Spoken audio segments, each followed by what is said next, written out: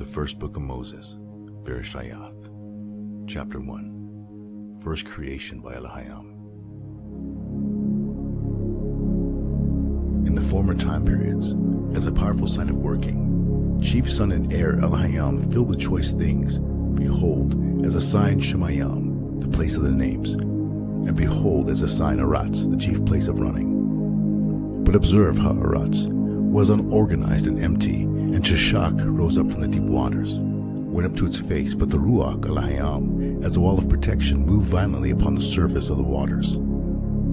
Elohim then declared, light he will exist, and light he will exist. And Elohim gazed upon that beautiful light, and Elohim made distinctive the light from the darkness. And to the light Elohim called out the name Ya'um, and to the darkness he called out the name Leah Laha. This was the close and the dawn of the first age.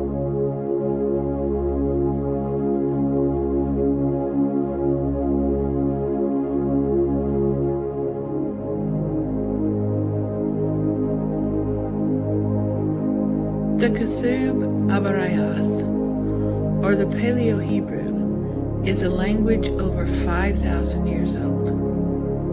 It chronicles a story branching forth from ancient time. His story, Yahweh.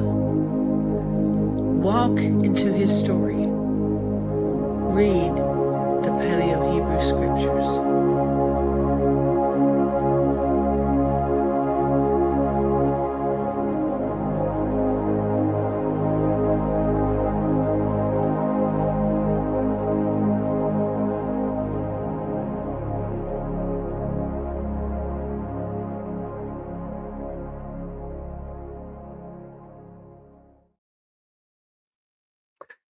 Shabbat Shalom, everybody. My name is Noel Joshua Hadley. I'm happy to be here tonight. I hope you are too. I say tonight. It is nighttime here in Tuscany, in Italy. I'm not too far from Florence. And in a couple of weeks, I'm going to be moving back to the 9 p.m. Eastern time slot. It is now, I think it's currently 4 p.m. Eastern time, which would make it, 1 o'clock in California right now. And I know that's very early for a lot of you, but I've been in Europe for the last 6 or 7 months, and I can't believe it. The trip is almost over. I got a couple more weeks to go, and then I'll be heading home. I have learned so much here. I haven't even disseminated, 10% of probably the last 5% of what I've discovered here to you guys. It's just been so much, so fast. It's been a steam train. And yeah, I just got back from Rome yesterday, spent the week in Rome. And, in the Middle Ages, there were 3 main pilgrimage sites in the world. The first would be, of course, Jerusalem. I've been there a couple of times. Second would be Rome. And the third would be, here I am live, and I've been here. I can't even think of it. This is going to go great tonight. Oh, Santiago. I went there in Spain this year as well. And I have to say that, Rome truly was a pilgrimage. It was a spiritual experience. I don't even have the words to describe all that I have learned, and I'm still processing what I saw and discovered there. I did get to meet the Pope, Pope Leo the 14th. It was these free tickets. My wife worked very hard to get, and it was one of those where you're in a crowd of like 80,000 people or so. It's just this ridiculous number as he drives these donuts around in Nero's circus over there at the Vatican in his Pope mobile, and you have to wait hours for it. I will say this, that over the last 6 months, if you know how like Super Mario Brothers back in the day, Super Mario was 1, 2, 3. I'm talking about the original NES, and every level you play gets a little bit progressively harder, and you go through like several worlds, and finally you get to Bowser's world, like the dark world at the end, and you're always like falling into the lava, and it's like really difficult to pass. If the last 6 months has been a video game, then truly we experienced the last world. And of course, the boss himself is the Pope driving around in his Pope mobile. It was insane sitting out there in that sun, navigating those crowds with 3 children, trying to, I kid you not, the only place we have been in all of Europe where there was an announcement over the loudspeaker that a parent, a mother, was trying to reach her lost child. I mean, it's really sad, was at the Vatican.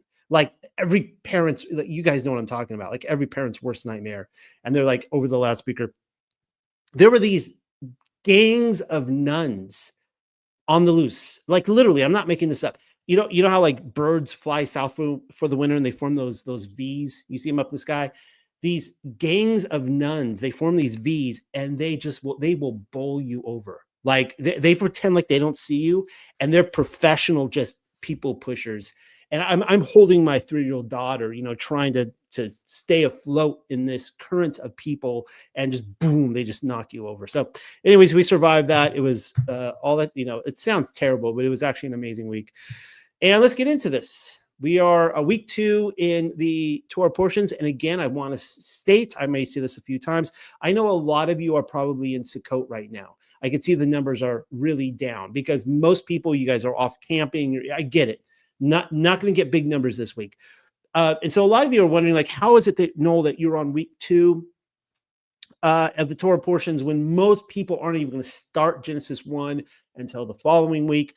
The simple explanation for that is that I'm going according to the full moon as the new moon and not the waxing crescent.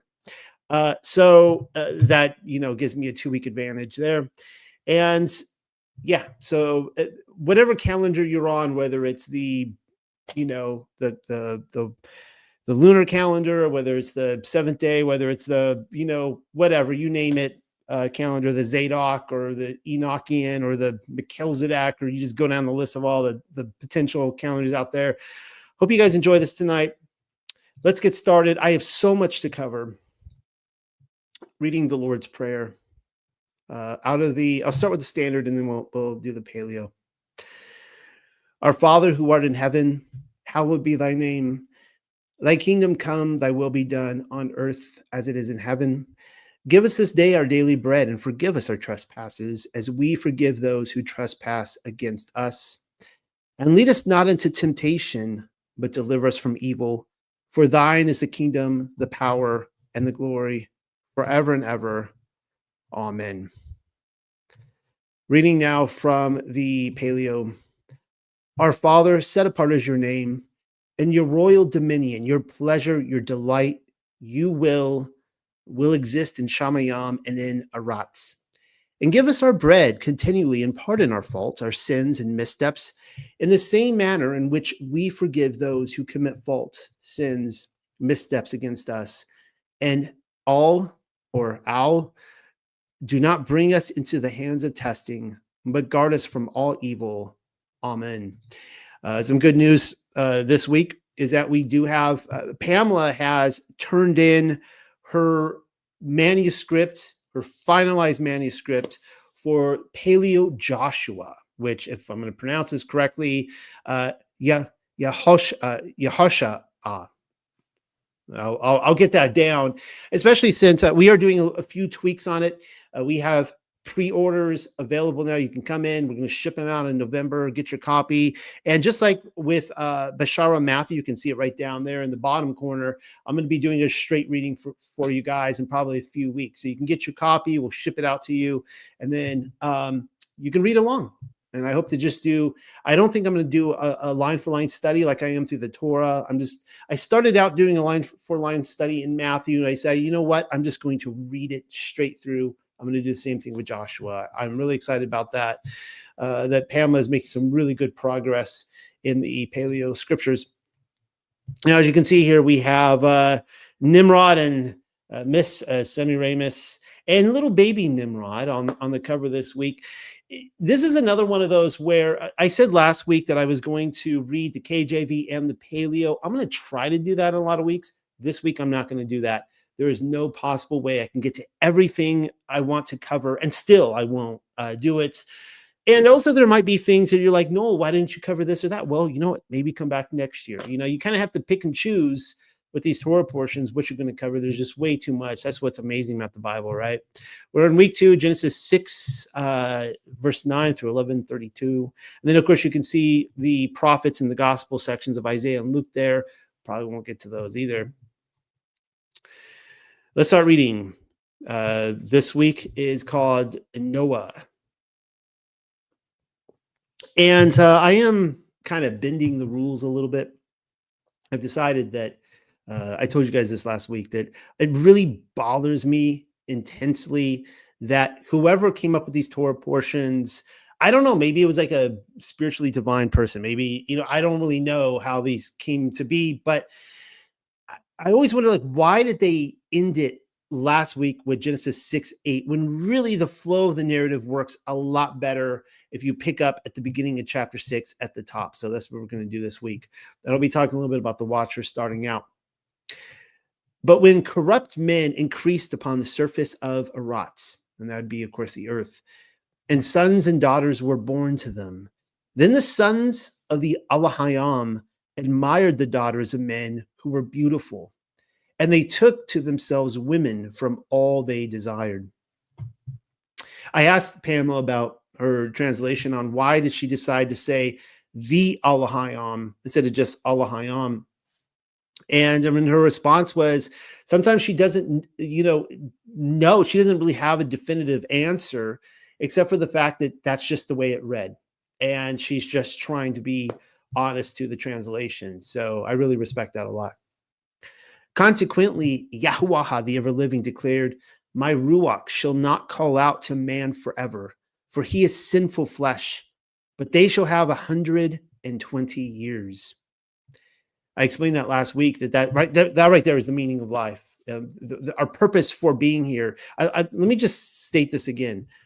My Ruach shall not call out to man forever. And that is the meaning of life. We have come here to this earth to respond to the call, to wake up, if you prefer calling it that, respond to his call, and to conform to his image. This is the earth is the testing ground to see if we can conform to the image of our Heavenly Father. And he's basically like, look, I'm giving you guys like 900 years, and you are just getting more and more evil. So if you can't, you got 120 years. Now we have like 80 years. And we got, maybe some bonus years thrown in there. Some of us don't even have 80 years. But if you can't do it in 120 years, then you failed the test. Like, why are you even here at this point? Makes sense. The Nephilim were upon the earth in those days, and also afterwards, when the sons of the Alahayam had intercourse with the daughters of men, and they bore them mighty men who were men of renown of very long life. And Yahuwah, the ever-living, saw that the sin of Adam increased upon earth, and it grieved his heart. Yahuwah therefore said, I will sweep away Adam, whom I created, off the surface of the earth, from man to beast and reptile, and birds of the skies, for I regret that I made them. But Noah, or Nuh, found favor in the presence of Yahuwah, the ever-living.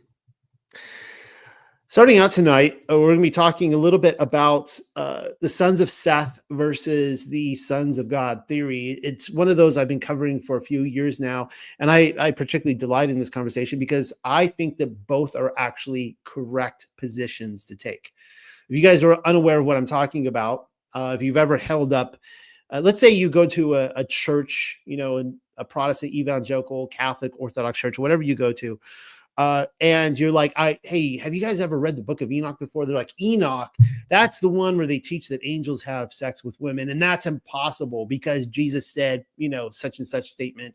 They can't. That's an incorrect statement. It was clearly referring to the sons of Seth, right? And that would be the Sethite theory. So you got two conflicting theories here.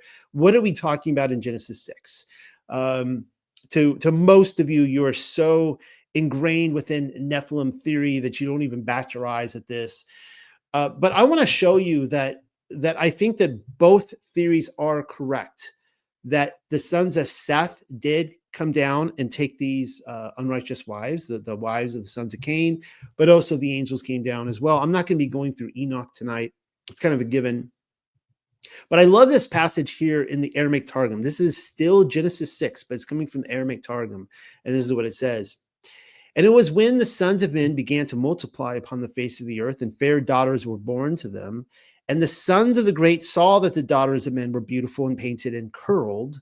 So the question is here is, what does it mean, the sons of the great? Because you can see right over there the Masoretic on the left, it says sons of Elohim.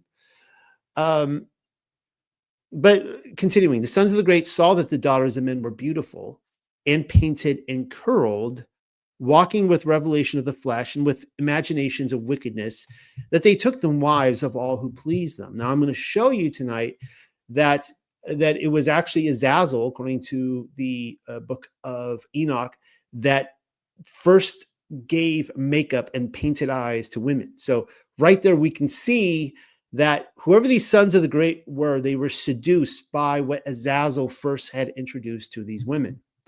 And Yahweh, or Yahweh, said by his word, all the generations of the wicked which are to arise shall not be purged after the order of the judgments of the generation of the deluge, which shall be destroyed and exterminated from the midst of the world.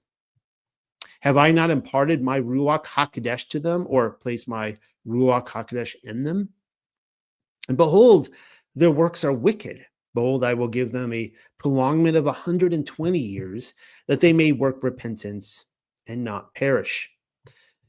Now, this is what's interesting right here. Again, this is the Aramaic Targum.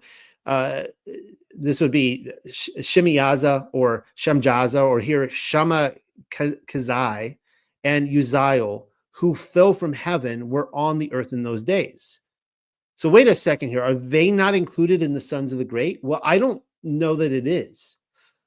And it says this, they were on the earth in those days, and also after the sons of the great had gone in with the daughters of men, they bare to them. So it seems like there's a separation here. But we know that Shemiyaza is one of the 200 watchers. And so it seems like it's separating the sons of the great from the watchers. And it's saying that Shemiyaza, the sons of the great, went to the women, but also the watchers, or Shemiyaza, did as well. So if I'm reading this right, it's saying that both are working together. Now, this is the passage in Enoch right here, Enoch chapter 8, where it attributes Azazel teaching. He, of course, teaches men the sword, knives, shields, breastplates, the fabrication of mirrors, and the workmanship of bracelets and ornaments, jewelry, that sort of thing. The use of paint, the beautifying of the eyebrows, stones are very valuable and select kind, and all sorts of dyes.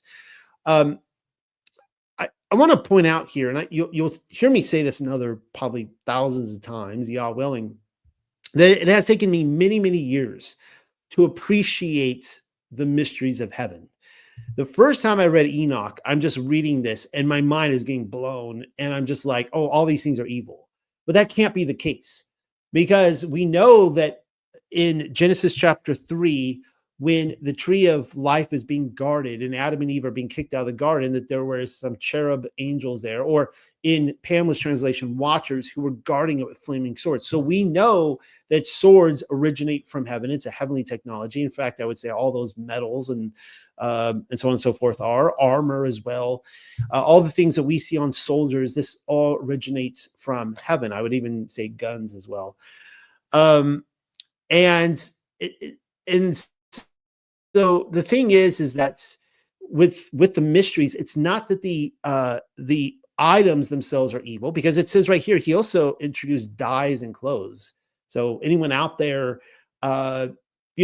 people will read this. I've seen people read this passage and they go, that's proof that women should not be wearing any makeup or jewelry because that's satanic. Well, according to this, dyes and clothes are as well. So apparently if you have a red shirt on, you're, I guess, wearing satanic clothing. You see what I'm saying?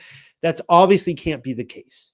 And the thing about the mysteries is what the watchers did in Genesis chapter 6 is they instructed men in corruption without teaching them the righteousness of Yahweh's Torah.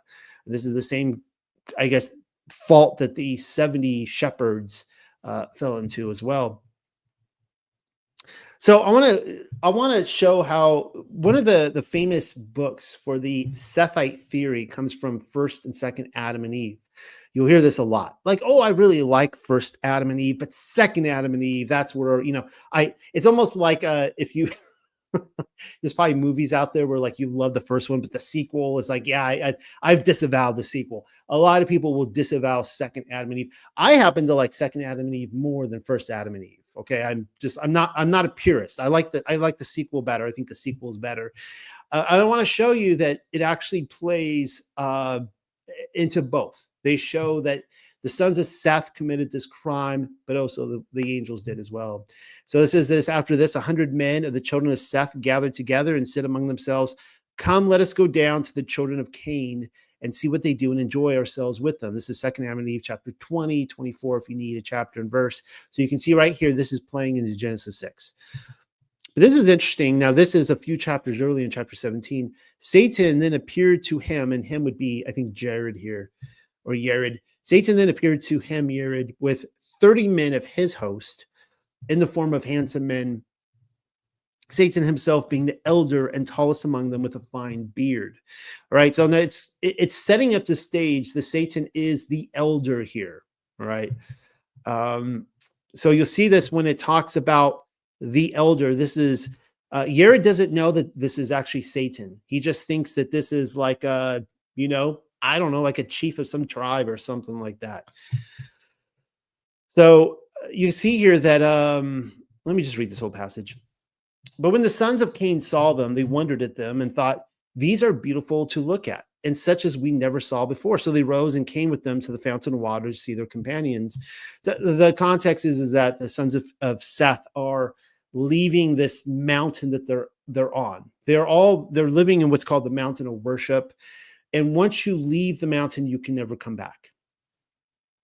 So the sons of Cain are unable to climb up the mountain because they have the mark of Cain. They're unholy.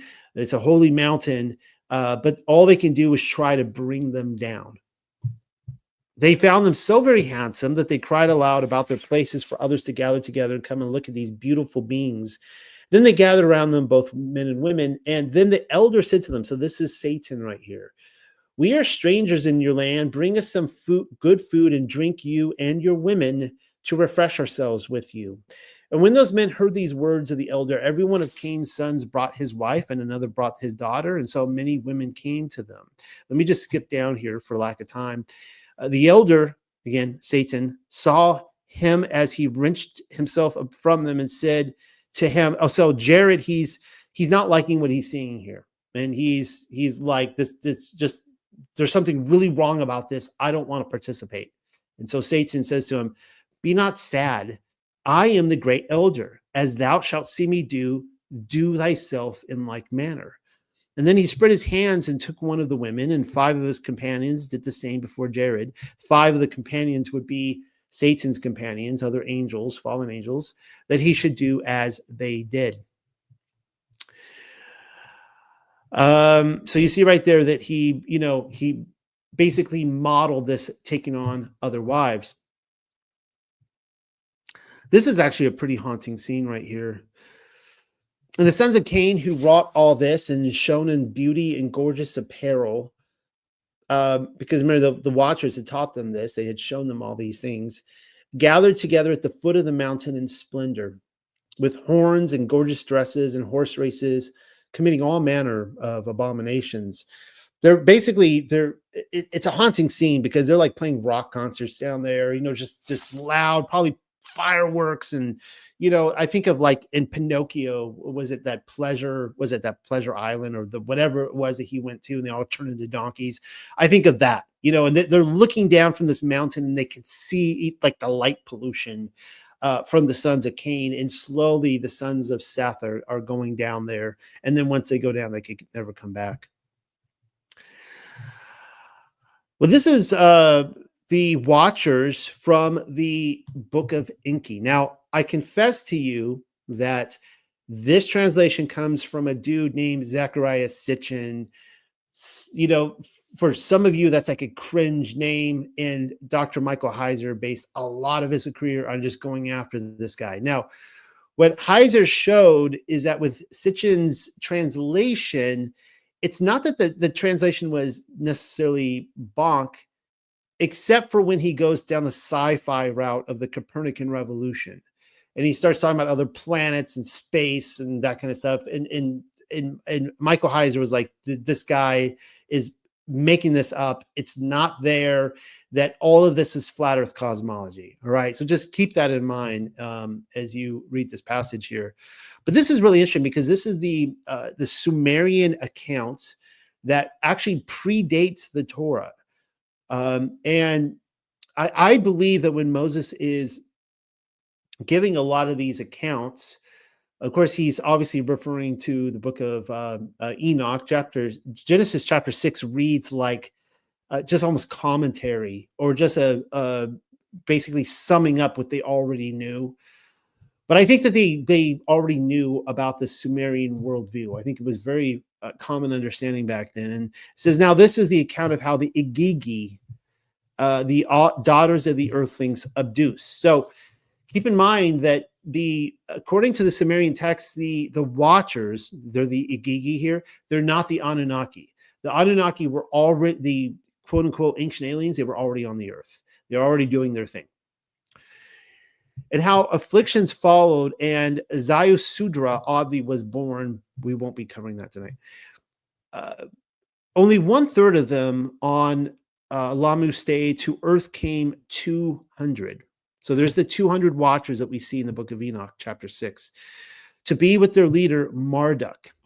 Marduk, I believe, is Azazel. In fact, the Babylonians, this book talks about how Marduk basically, during the age of Aries, took control of the earth. I mean, he won it over. And the Babylonians would boast in Marduk and how he had, like they would say, he had just a host of names, and that in all these other religions they were worshiping Marduk.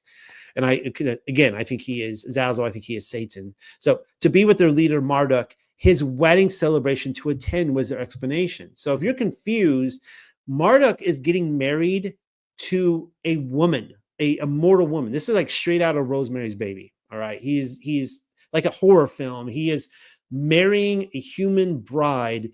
And these Igigi come, these 200 of them come to the wedding. And so they go and they fall in love, it says right here, with the Adapite females. This is Adapa. This is Adam, right? These are the Adamite females that they have fallen in love with.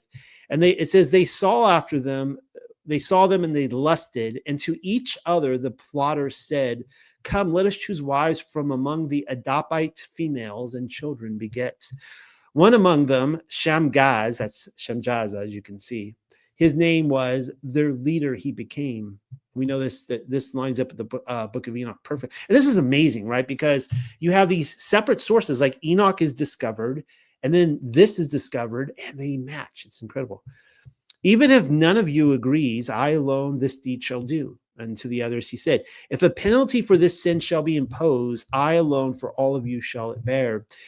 One by one, others in their plot joined together by an oath together to do it, they swore. So it sounds like it wasn't immediate amongst all 200. Kind of, they slowly built this confederation. And this was the plan. It says, by the time of Marduk's wedding, 200 of them on the landing place descended. This is Mount Hermon.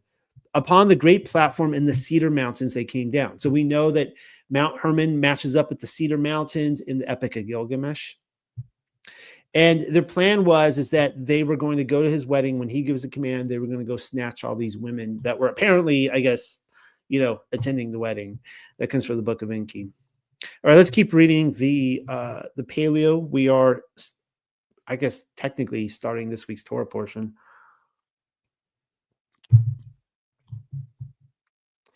The following are the genealogies from Nuck. Nuck was a good man. He was upright in his age. Nuck walked with the Allahayam. And Nuck had 3 sons given to him, Sham, Ham, Japheth. But the earth was corrupted in the presence of the Allahayam, and Ha'arat was full of crime. And Allahayam looked upon Ha'arat, and behold, saw its corruption. For all men had corrupted their way upon the earth. Isn't it? It's kind of an interesting picture of our Father in heaven, being Allahayam, that He looks down upon the earth. There's a lot of descriptions like this in Scripture where He, that the earth is His footstool, and He looks down and He sees us as grasshoppers. He like drive. He's got like this car, like a chariot or whatever. He drives around in the clouds and that kind of stuff. But it seems to give this picture that there are times He's not looking down, but there are times that he does. So Allahayam declared to Nuh, I will wipe away men from my sight, for the earth is full of crime from their presence. I will accordingly sweep them from Ha'arats. Make therefore for yourself an ark of pitch pine. Fashion the ark with docks and pitch it inside and outside with pitch. You shall fashion it thus. It shall be 300 amaha or cubits long, 50 amaha wide, and 30 amaha, again, cubits deep. Fashion a ventilating window fixed in a turret of an amaha above the upper deck, and connected with that, make an opening in the side of the ark on the second and third lower decks. Hopefully I'm coming in clear for everybody. I'm just checking. You shall make second and third decks, for I myself will bring a downrush of waters upon Ha'arats to sweep off all beings possessing the breath of life from under Hashamayam, all that move upon the land. Then I will establish my covenant with you, and you shall go into the ark yourself with your sons and your covenant woman, and your sons' covenant women along with you. And from every animal of all kinds, 2 of each shall go into the ark to live with you. They shall be male and female, of birds by their species, and of animals by their species, and of reptiles moving on the plain by their species. 2 of each shall accompany you, so as to preserve life. And you shall take with you all kinds of food, which is eaten, and store it with you, and it shall be provision for yourself and for them. Nuh accordingly did all the Allahayam commanded him. He accomplished it. Afterwards, chapter 7. Afterwards, Yahweh said to Nuh, go yourself and all your household into the ark, for I have seen that you have been righteous in the face of this generation. Take with you all clean cattle, 7, male and female, and of the beasts which are unclean, 2 of them, a male and female. Also from the birds of the sky, 7 male and female, so as to preserve a seed of life upon the face of the ground. This is interesting. Growing up, I never, ever once recall, does anybody else out there recall hearing that there were 7 pairs of clean animals? So that would be cattle, that would be sheep, is this chicken, ducks? Some of you will disagree on whether they're clean or unclean, but just think of a clean animal. There were 7 pair of them. And I remember, reading all the books and growing up as a young earth creationist, I remember reading about the 7 pair of birds. It says right here, and from the birds of the sky, 7 male and female. I remember reading about that, but nobody talked about the clean animals. Isn't that interesting? It's one of the indicators that before the Torah was delivered, we're talking another maybe 1,500, 2,000 years by this point. I'd have to look at the timeline. The Torah is not going to be delivered for a very long time on Mount Sinai, and yet there's clean and unclean animals. You're telling me before the flood? So clearly pigs did not evolve into an unclean animal at Mount Sinai, only to re-evolve and re-emerge as a clean animal with Peter's vision. Clearly, Noah understood, being a righteous man, what clean animals and unclean animals were. I'll make a point of this later on tonight to show you that when Moses is writing the Torah, of course, this is the Torah, Genesis, but later on, Leviticus, Numbers, Deuteronomy, and he's giving us all of Yahweh's 613 commands, that he's already given these scenarios in Genesis that happened thousands of years earlier, where we can clearly see the Torah being fleshed out, because of course the Torah is eternal. It was it's the very character of the Father, meaning that it was there before the creation of the world, and it will be here long after the new heaven and the earth. It is never going away, ever, because our Heavenly Father is unchanging. Therefore, his character, like, if it's his very, like, I guess people would have to advocate that the Torah is not his character at all, that he's actually telling them to do something, to conform to something that is not conforming to him. I guess that's the only conclusion people can come to. And that is clearly not a reading from Scripture itself. And Nuh did all that Yahweh, the ever-living, instructed him. Nuh was 600 years old when the downrush of waters came upon Ha'aratz, the earth. Noah, or Nuh, with his children and covenant woman, and the women of his sons with him, went accordingly into the ark from the face of the waters of the deluge, with the clean cattle and with the unclean cattle, and with the birds and all that crawls upon the field, who came 2 by 2 to the ark, male and female, as Elohim had directed Nuh. When the 7 days had passed, then the downrush of waters came upon the earth. So these, it doesn't explain here. I'm not going to get into the book of Jasher tonight, which I love the book of Jasher. I know my audience is divided. It's like, it's kind of like Coke or Pepsi, or remember back in the 90s, what was it, like, Super Nintendo or Sega Genesis or PlayStation? It was one or the other, not usually both. And people go between Jubilees or Jasher. I like both, but I really like Jasher. And in that one, it does explain that Methuselah, he dies, and then there's 7 days of mourning for him. Maybe later this year in the Torah portions, we'll talk about that 7 days of mourning. That's what's happening there.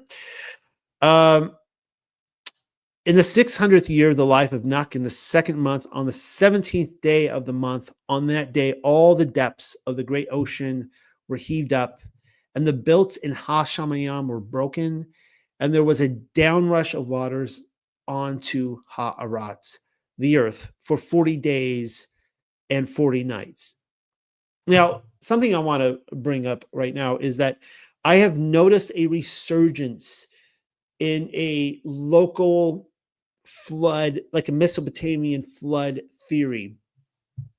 And I was very, and I still am very open to this. I kind of like when like new ideas come along or old ones reemerge. I'm like, oh, I'll look into this. And if there's anyone out there who thinks this is a local Mesopotamian flood and you're seeing something that I don't see, please don't hold back. Let me know, because I just do not see it at all. I have never seen first of all, I mean, let's just assume that there is a local flood that lasts for 40 days and 40 nights. All right. So like maybe like the San Joaquin Valley in California, or you just, pick a place, a regional place on this earth that is flooded. But there's a few points here I want you to see that it just still does not line up in thinking. Though I do see a few points. I see a few points that people talk about. But let's keep reading.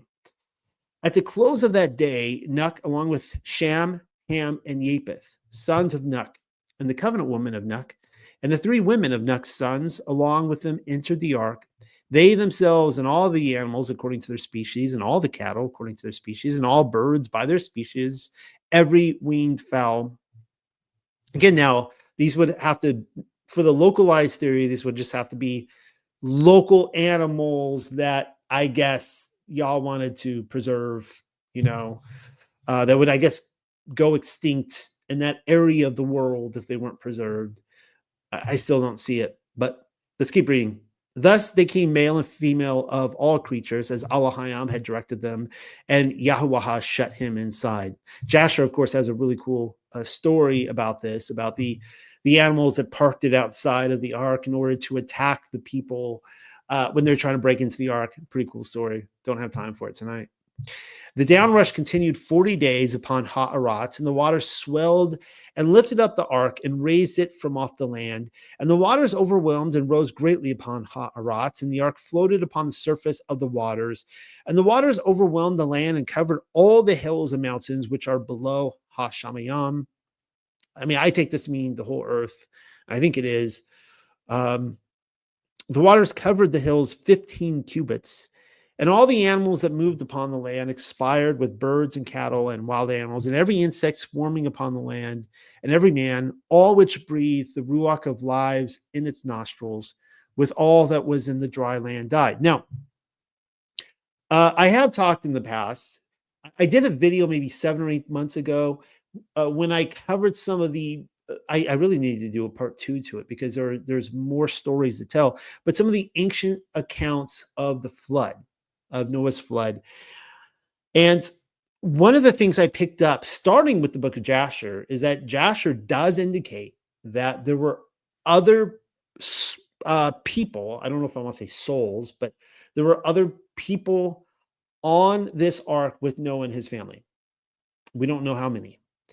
And then when you read from the Colburn, like I think it's the book of Gleanings, I don't think it's the book of Creation, the book of Gleanings, it talks about how one of the people that were in that basically this Noah character, he brought on people from different professions, like a master craftsman, things like that. He actually brought on a king who actually financed the construction of the ark. And so there were people that carried over to the other side and helped populate the earth. This makes a lot of sense, just like with the Cain theory, because Cain built a city for who, right? He was afraid of other people killing him. There had to have been other people on the earth. And I feel the same way with this, especially when you read books like the Trials of Noah into Europe, and they're building cities immediately all over the world. And it's like, again, for who? You're just going to build an empty city? It's going to rot and decay. You have to have people take care of cities. But there are other accounts of actually multiple boats, not just Noah. And again, I'm just throwing this out there for you guys, something for you to consider. If you disagree, fine. I don't even know if I agree with myself right now. But there are other accounts of other people who built boats too, not just Noah. And this would include some of the people from, say, Mu or, Meru or Atlantis, if you want, the lost continent out there, which is important because when we covered Yahshua's, was it Travels in America, all through Central and South America, all those people, they were attributing to have come from the lost continent. They weren't the sons of Noah. And that plays into what I want to cover a little bit later tonight. Thus he swept away the hole that he had made upon the surface of the ground, from man to cattle and reptile and birds of the skies. Thus he swept them off from Ha'aratz. Again, if it's a localized flood, the birds can just fly away, right? But no, they had nowhere to land. They were finished. But Nuh and those who were with him in the ark remained, and the waters overwhelmed the earth 150 days. Again, if it's a local flood, you would think he could just float the ark. He's on there. He's ultimately on there for a whole year. You would think at some point that this ark would float beyond the localized zone and reach land somewhere that hadn't flooded. You get my drift? The biggest piece of evidence for me is the rainbow when we get there. But Elohim remembered Nuh and all the animals and all the cattle which were with him in the ark. And therefore, Elohim passed a ruach over the earth. So now we're seeing a replay of Genesis 1 again, the Holy Spirit moving over the face of the earth. And the waters dried. And just like we see with the creation of the land comes out of the water again. And he restrained the outpourings from the deep. I actually wonder if the same thing with the firmament as well. It does appear that in Genesis chapter 1, the firmament was constructed there. I have a lot of questions about that because in other books, again, like the Colburn, when it talks about the firmament before the Genesis 1 event, that it was shattered and then had to be repaired again. It was maybe the same thing here, like is the Milky Way, for example, is that the stitching marks, right? Where the water came down and had to be fixed. So was there a type of replay here of the Genesis 1 accounts? I would assume the light was already there, but the firmament had to be fixed, and then the land had to appear out of the water, and then the trees had to appear, and so on and so forth. Therefore, Elohim passed a ruach over the earth, and the waters dried, and he restrained the outpourings from the deep. And the belts of Hashamayam and stopped the torrents from the skies and stayed the waters from going on to Ha'aratz. And so the waters retired and diminished from the period of 150 days. The ark then rested on the 17th day of the 7th month upon the peaks of the high hills, and the waters were retreating and subsiding until the 10th month. In the 11th month of the tops of the hills appeared. Then at the end of 40 days, Nuh opened the window which he had made in the ark, and he sent out a raven, and it wandered, and turned about until the waters dried away from off the earth. I remember now what I wanted to prepare for, and I didn't this week. I wanted to make a comparison with Azazel as this raven. It's kind of interesting that I think once we get to the Azazel goat and the Yahuwah goat, I'll replay the scene and see if we see kind of a atonement scene happening here where the Azazel, there's only two things you can conform to in life: a goat or a sheep, a wheat or a tare, or an Azazel goat or a Yahuwah goat. And the Azazel goat, wanders like a restless spirit, like a unclean spirit, right? And nowhere to really rest, so to speak. But this is what demons do, of course, and this is who we do not want to conform to. It seems like this is what this bird right here is doing. Afterwards, he sent out a dove from him to see if the waters had lessened from the surface of the field. But the dove found not a resting place for the sole of her foot, so she returned to him in the ark. Of course, this is not what the raven is doing, of course, right? For the waters were still on the whole surface of Ha'aratz. So he put out his hand and took her and brought her to him into the ark. He then waited 7 days longer and again sent the dove from the ark. And the dove, returning at dusk, carried in her mouth an olive leaf which had been broken off. So Nuh then knew that the waters were off Ha'aratz. Waiting yet another 7 days, kind of interesting play here on the 777, isn't it? He sent the dove out again, and it did not return to him. At the end of his 601st year, on the first day of the month, the waters dried from Ha'aratz, the earth. Nuh then loosened the hatches of the ark, and looking out, perceived that the surface of the ground was dry. And in the 2nd month, on the 27th day of the month, Ha'aratz, the earth, was dry. Elohim then spoke to Nuh, saying, "Go from the ark yourself, your covenant woman, and your sons women along with you." Did you ever pick up on that before? That Noah is staying on the ark until he hears an actual command from Elohim to go forward. How many of us would be like so restless, like, I'm getting out of here. Like, I'm just like, he'll be cool with it. I'm just getting out of here because I'm a righteous man, right? And he'll be good with my decisions. Like, no, he sat there and he waited. And if he had other people on the boat other than his children, I'm sure they were pretty restless too. All the animals which are with you of every kind, with bird and cattle, and with every reptile that creeps upon Ha'aratz, bring it along with you, and let them breed plentifully on the land, and cover it, and increase over Ha'aratz. So Nuh went out, and his sons, and his covenant woman, and his sons' women with him, every animal, every bird, and every reptile creeping upon the land, according to their species, went out from the ark. Nuh then built an altar to Yahuwah, the ever-living, and took from every clean beast and from every clean bird, and offered burnt offerings upon the altar. And Yahuwah, the ever-living, perceived pleasant, sweet perfume. And Yahuwah said in his heart, "Never again will I curse the ground for the labor of man."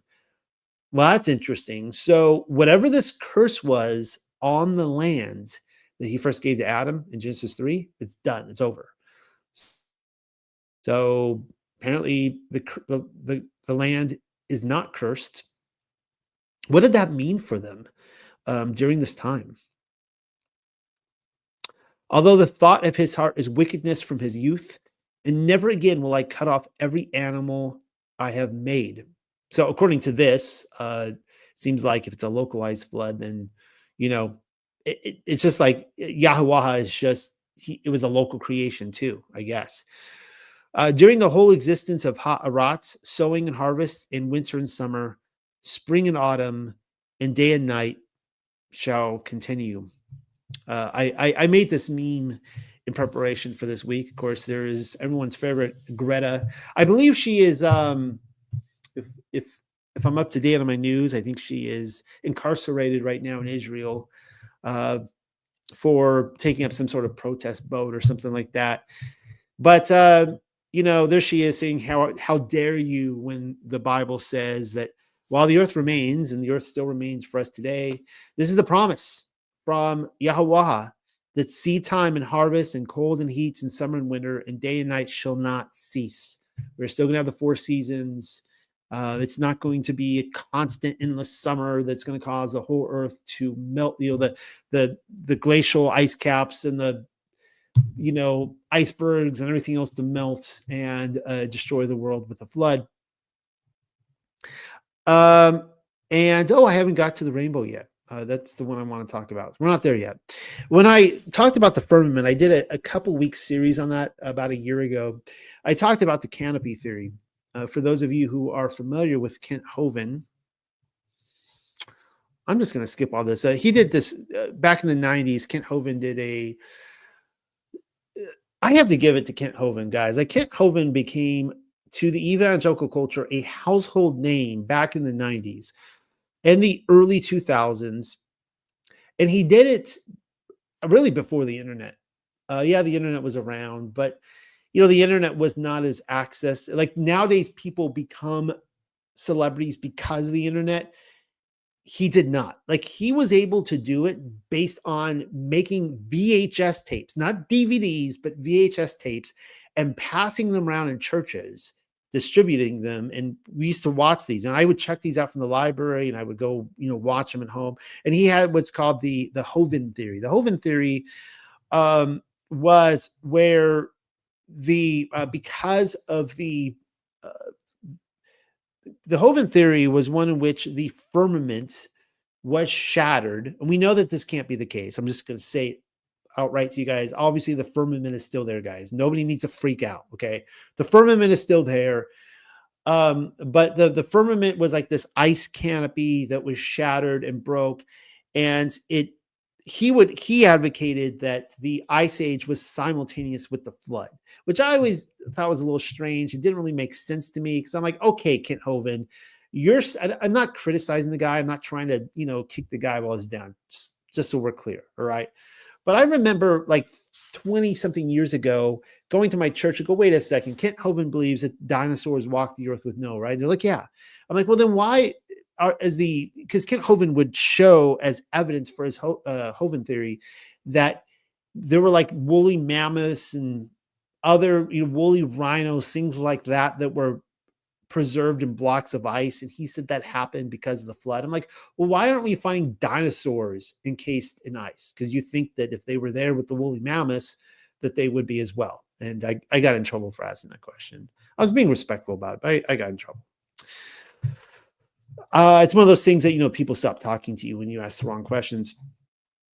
I'm not going to go over this theory, but one of the things that they do point out, this article right here, it's a copy and paste job on my part. It comes from gotquestions.org. And they do point out that what would happen is, I can't find it now. Hold on, I'll find it. I'm skipping some of this. This is a quote from the article. It says, if such a vapor canopy were to collapse into rain, it would literally cook the entire planet. It hurts to say planet, because we obviously don't live on a planet, nor do you want to live on a planet. You do not want to live on a wandering star. Our controllers want us to think we live on a wandering star, but you do not want to be on one of those. It is interesting to note that if a frozen canopy were able to exist in the atmosphere despite cosmic bombardment, oh, please. Some of this is painful, but let's get through it anyways. Its collapse into liquid rain would have an extreme cooling effect and might be an explanation for the commencement of the ice age. Now, I want you to hold that thought, because I skipped ahead, and I want to show you some of these pictures here that we do have these animals that were perfectly preserved in blocks of ice. Here is a cute little adorable woolly mammoth baby. I mean, this is like Dumbo, right? Adorable, poor little guy. He was just minding his business, walking along, looking for mommy. Maybe he was separated from mommy, and boom, he's trapped. He or she is trapped in ice. Like how does that happen, right? Has that ever happened in your experience walking out in nature, right? Here we have an adorable saber-tooth cat baby, perfectly preserved, trapped in ice, discovered over hundreds or thousands of years. Here we have a woolly rhino. That one's a little bit more graphic, but half of it's preserved. And this beautiful bison here, preserved. So what would cause this? Well, this is a passage from Legends of the Jews, Volume 1, that I find to be very insightful. So the crowd of sinners tried to take the entrance to the ark by storm, but the wild beasts keeping watch around the ark set upon them, and many were slain, while the rest escaped. This is sourcing the book of Jasher, only to meet death in the waters of the flood. The water alone could not have made an end of them, for they were giants in stature and strength. When Noah threatened them with the scourge of God, they would make reply, if the waters of the flood come from above, they will never reach up to our necks. And if they come from below, the soles of our feet are large enough to dam up the springs. And we do have passages where, of course, this is like 100,000 giant war happening at this time. It's really epic. And you have these other giants that are trying to block up doing some brilliant engineering feats, and they're trying to block up the great deep. They might have been having some success. But then it says this here, but God bade each drop pass through, it's talking about the water here, pass through Gehenna before it fell to earth. And the hot rain scalded the skin of the sinners. This is really interesting. So according to this, there was some major, this is part of the criticism of this article. They're saying, well, if the canopy theory is correct, that it would have scorched the whole earth. The earth would have been scorched, but then afterwards it would be an extreme cooling event. According to this is what happened. There was when the water came down, it was scorching hot, and it just burned up the people. It boiled them, a lot of them alive. So it's interesting. And then you would have the cooling effect afterwards. Chapter 9. Allahayam also, he will Barak Nuck and his sons, and said, be prolific and increase and fill ha'arat. We always see that command after a major cataclysmic event. And the fear and terror of you shall be upon every animal of the land, and every winged fowl of the sky, with all that swarm upon the ground, and all the fish of the waters. They shall be delivered into your hand. Every rapidly moving aquatic animal shall be food for you. I have given the whole to you like the green herbage. But the flesh with its life, its blood, you shall not eat. And also the blood of your life I will require. From the hand of every animal I will require it. And from the hand of man, even from the hand of his brother, I will require the life of man. We will see more of that as the Torah develops, how these commands are fleshed out. Whoever sheds the blood of man, by man his own blood shall be shed. Seems like Yah is pro death penalty. Because I made man under the shadow of Allahayam, and be prolific yourselves, increase and swarm on ha'arat, and multiply it.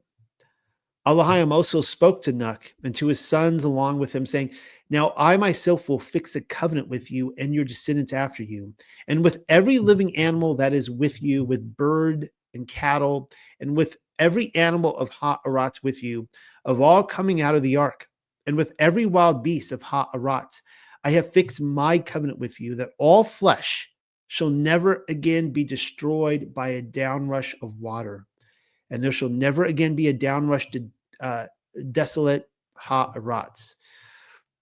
Now that right there is, and I'm sorry that if I'm beating a dead horse here, but that right there is more evidence to me that it's talking about a worldwide flood.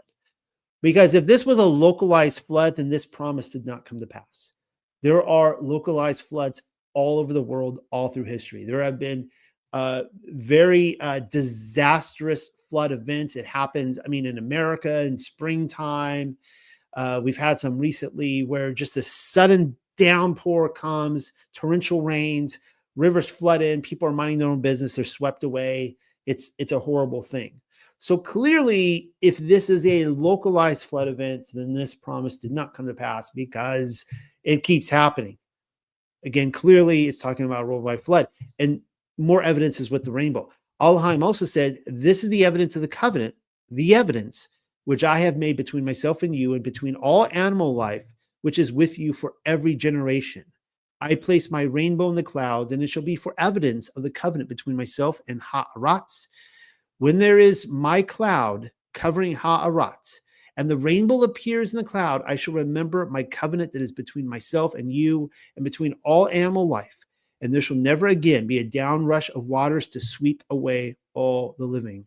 The rainbow shall be in the cloud and appear as an age-enduring record of the covenant between Elohim and all animal life existing upon Ha'aratz. And how beautiful is a rainbow? We all love it. I'm here in Tuscany right now. This is the window behind me. I'm on top of a mountain. I'm in this medieval village, this stone village. It's like it's got a population of 40 people. There are a lot of empty homes here, just waiting to be filled. And we had this beautiful event recently. We're above the clouds a lot of the time. It was raining, and then the sun came out. The clouds were there. This beautiful rainbow. We could actually see from where we are where the rainbow touched down on the earth, and we could see like houses and stuff behind the rainbow. It was so beautiful. And again, it's like it's a little awkward clearly it's like Yah's telling you, hey, look, I know you had this localized rain, but I'm not going to flood the whole earth. I mean, yeah, maybe there'll be some local floods, but I'm not going to flood the whole earth. And Al-Haim repeated to Nuck, this is the covenant which I have settled between myself and all existence, which is upon Ha'aratz. And then we get to, we don't get to the unpleasant picture yet. Hold on. Hold that thought. Now the sons of Nuck who came out of the ark were Shem, Ham, and Japheth. And Ham was the father of Canaan. Kind of interesting that they threw that in right there. These were it was on Moses' mind, Canaan. These were the sons of Nuck, and from these three, the whole Arat, the earth, were peopled. Nuck then became a farmer and planted a vineyard, and drinking of the wine, he became drunk and was naked in his tent. So just like the last, I told you about how there may have been some sort of recreation kind of event going like Genesis 1 again. And then you get into Genesis 2 and Yahweh plants a garden. So now we see Noah planting a garden. And I don't have time to take you through all the scripture that I've taken you through before, showing that this vineyard, the original grapes came from paradise, actually from the tree of knowledge of good and evil. And we actually have multiple sources that do talk about this. And it appears, maybe not, but it does appear that maybe all grapes, all wine do originate from this vineyard. By the way, I did ask I went wine tasting here a couple weeks ago in Italy, in Tuscany, because why wouldn't you in Tuscany, right? This is like literally the land flowing with wine and olive oil. And I went and asked the lady who was serving us wine. I said, hey, what's the, I already knew the answer, but I was curious what her response was. I said, hey, what is like the oldest preserved wine in the world? And she looked at me and she didn't answer. I said, okay, fine. Is it Pinot Noir? And she said, yes, it is. It's Pinot Noir. It is the most oldest, well-preserved wine in the world. And I'm like, yes. And that is the wine of the millennial kingdom. It was the chosen wine. Since that time, there have been many variations, but throughout the millennial kingdom for 1,000 years, they preserved Pinot. So remember that next time you drink a Pinot. Anyways, Noah became drunk and was naked in his tents, and Ham, the father of Canaan, saw the nakedness of his father and reported it to his two brothers. Now, why did Moses just emphasize again the father of Canaan. Why? What does that have anything to do with this at all? And he reported it to his two brothers outside. Shem and Japheth, however, took a shawl and spread it over their shoulders.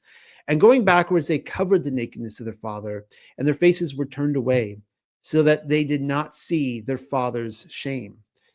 So when Nuck woke up from his wine and knew what his younger son had done to him, there are other passages that talk about that actually while he was quote unquote asleep, he knew what was happening to him. He said, "Cursed be Canaan, a servant of servants, let him be to his brothers." He also exclaimed, "Yahuwah the living Allahaya, Barak or Barak or bless Shem, and let Canaan be a servant to him." So again, why is he he now cursing Canaan? Like, what in the world? Like, what did Canaan do?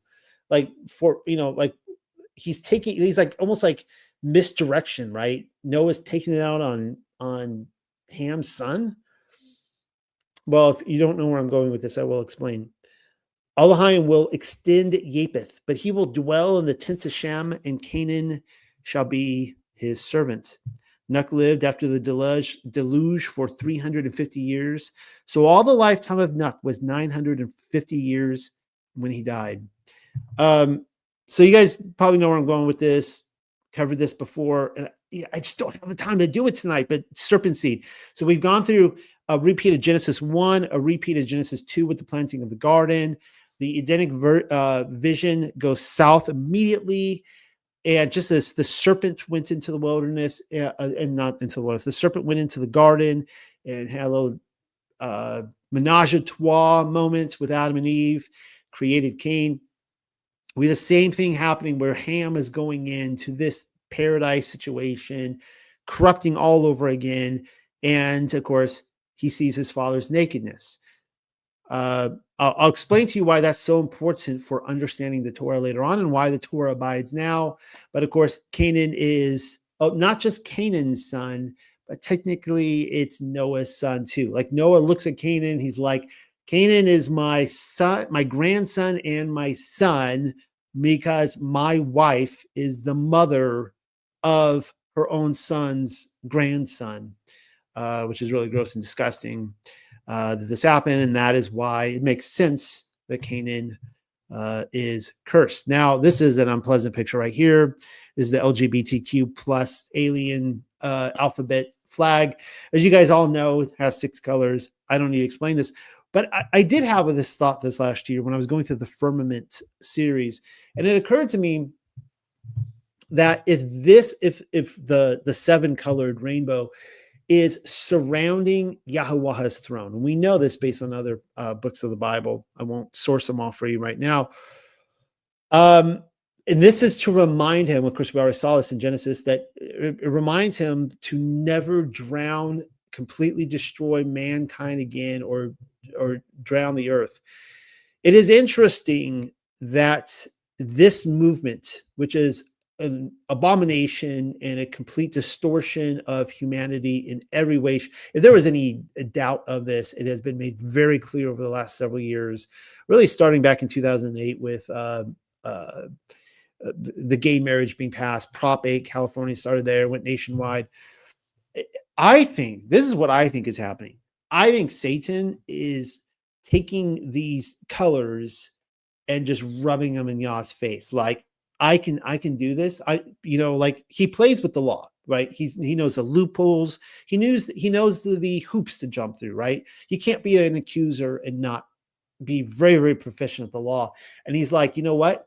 I'm just doing this to remind you, as I am taking these people and I'm making them in my image, the Azazel goat. They are conforming to my image, that I'm going to give these colors to them, and you cannot do anything about it. You can at least not destroy them with the floodwaters. And I think that's what it's all about. So I want to quickly show you how the Torah not only abides, I call the Torah abides here, but it should be discovering the law before Sinai.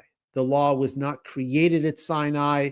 It was definitely a marriage covenant with Israel. It's what we are all called to enter into if you are in Israel, not the country of Israel, but the people of Israel. Then you are entering into this covenant that it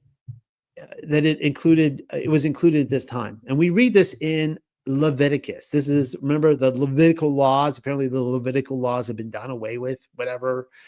I hope these have not been done away with. I'm going to read to you this passage.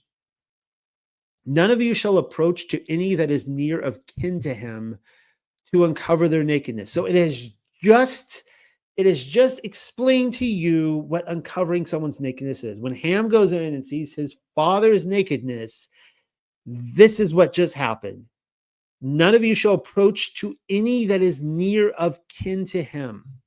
The nakedness of thy father or the nakedness of thy mother shalt thou not uncover. She is thy mother. Thou shalt not uncover her nakedness. The nakedness of thy father's wife shalt thou not uncover. It is thy father's nakedness. All right. Now, I'm not going to, it goes on and on. It's just talking about your sister and all these things about whose nakedness it is. But clearly, if the Torah did not exist, then Ham was innocent. He was completely innocent. You know how, like, I'm completely pro-life. I am against abortion. Abortion is murder in every way, shape, and form. There are a lot of women out there who have committed abortions, and they're trying to use this as an excuse for why they need to continue abortion, because they say, well, what about all the women out there? You're going to put them all in jail? It's like, no, you're not going to put them in jail. You can't put them in jail because it wasn't a law at that time. If you do pass a law to say it is murder to commit abortion, yes, if you go out at that time and commit an abortion, have an abortion, you are murdering according to the law, you are thrown in jail. But before that law is passed, you can't judge them in that same way. This is a principle that is a heaven on earth principle. It's the same thing with here.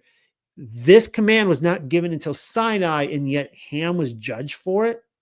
Clearly, Moses is writing a very distinct language here that's saying clearly the Torah existed in Genesis chapter 6, 7, 8, and 9. And I'm going all the way back to Genesis chapter 1 with the 10 Commandments hadn't been given yet, and yet Cain murdered his brother Abel. Was he innocent of those crimes? No, he wasn't, because the 10 Commandments existed then too, even though he did not come down a mountain engraved in stone with the law. We see this that's Leviticus chapter 8. We see again in Leviticus 18, thou shalt not uncover the nakedness of thy father's wife. It is thy father's nakedness. Capiche? Understood? I think you got it. We can move on. This is a passage from the travels of Noah into Europe. Among all the sons of Noah, Ham was the least in his father's favor. We also know this because this is the son of Naamah, who was a daughter of Cain, who he had him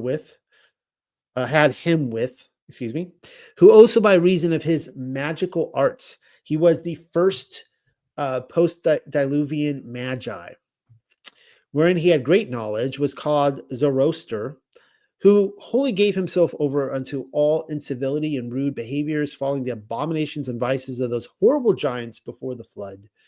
He, as hating his own father, for that he saw himself least beloved of him. So keep in mind, he's doing this out of complete spite before the fact. Like this isn't like a case where, he saw his dad going pee-pee in the toilet and he's all snickering with his brothers. I saw him naked, or whatever, right? Like he's going in there because he wants to usurp his father by taking his father's wife, and then going and telling his brothers, hey, I just slept with your mom. I'm in charge now. She's not my mom. She's your mom. And I'm in charge now. I'm wearing the big boy pants. He took now the time of revenge, and by his magic so bewitched his father in those places of generation that he disabled him ever after to have use of women or to get more children. Now, according to this, it almost plays like the mysteries of Isis with the obelisk, something like that. Like he did something to his private part. But um, we know that Noah could never again sleep, unfortunately, with his wife, because she has now been defiled by his son. And he could take care of his woman for the rest of his life, but he could never bed with her again, unfortunately, to help populate the earth, as was the command. For these and others, such as his detestable impieties, he incurred the wrath and displeasure of God in most grievous manner, and was afterward banished from his father, who afflicted him with no more punishment therein for such his unnatural deed so committed. I'm going to just move ahead because we're running out of time. One of the things I did want to cover really quickly was I have seen a lot this last summer. Over the last 6 months, I've visited many, many cathedrals and castles, and just investigation into the Middle Ages and the Millennial Kingdom. And one of my dreams, my bucket list items, is to get out to Ron Wyatt's Ark site in Turkey. I really want to go out there. It's not going to happen this year. I don't really feel safe going out there now with my children. I think I would wait till my children are much older or grown up, or if I just went by myself. But one of the interesting things is that you see Noah's Ark on a lot of medieval maps, and these medieval maps are pilgrimage maps. This, I'm not going to take you through all this writing. This is from a paper that I wrote, The Pilgrim's Path. This is another one here where, of course, they always drew the earth as a circle. Jerusalem would be in the center. This Jerusalem does line up not with the North Pole, guys, but with the actual Jerusalem that we see in the Middle East today. It's the navel of the earth. And it's on here somewhere. Where is it? Whatever. It's on here. They showed on here as well. And one of the things that I've seen on these maps is Lot's wife. You can see her clearly right here. This is Lot's wife. They make her look very, very tall. And there is this rock out there in the Sodom and Gomorrah area where they call it Lot's wife pillar or whatever like that. And what is the measurement? She's a 9-footer. All right. She's a 9-footer, which is pretty tall. So people will scoff at this. Oh, that's ridiculous. There's no 9-foot tall, woman. But according to Ron Wyatt's discovery, Noah was anywhere from 15 to 30 feet tall. We don't really know. Somewhere 15 to 30 feet tall. There is that giant coffin too, the sarcophagus, that shows a massively big person. Adam was probably way bigger, like dozens of feet taller. So each generation we see is getting smaller and smaller and smaller and smaller. In fact, even the giants, the Nephilim post-flood, are like, by the time you get to Goliath, he's like, what, a 9-footer as well, which is what Lot's wife was, centuries earlier, right? So they're getting smaller and smaller and smaller. So Lot's wife, and we don't know how big Lot was, he's shrinking now 3, 4, 5, even 10 feet shorter than Noah within, I don't know, hundreds of years. I don't know how many years go by, 1,000 years. I'd have to look at the records. Another map showing the Ark. This one does as well. It shows it right where it's supposed to be. This is the Urbano Monte map of 1587. All right. I just wanted to take, you guys all know Ron Wyatt's fine. I'm not making a video out of this tonight. Some people will argue this till the cows come home that it's not. I think it is. I think this is legitimately his. There have been some amazing things found out there. I do believe that's the Ark that we're seeing it collapsed.